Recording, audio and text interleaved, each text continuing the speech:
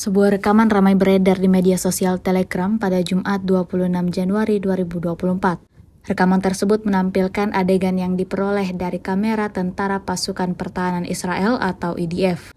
Tampak sejumlah tentara Israel sedang sibuk memasang bahan peledak di dinding dan lantai sebuah bangunan.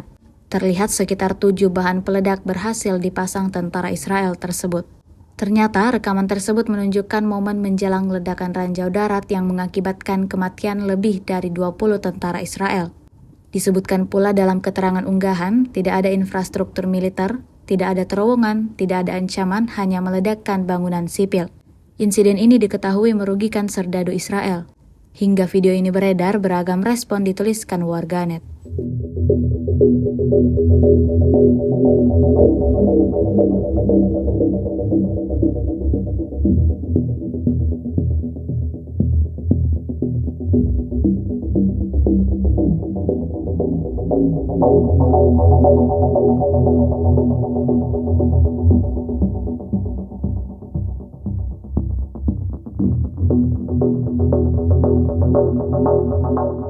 Download Tribun X sekarang, menghadirkan lokal menjadi Indonesia.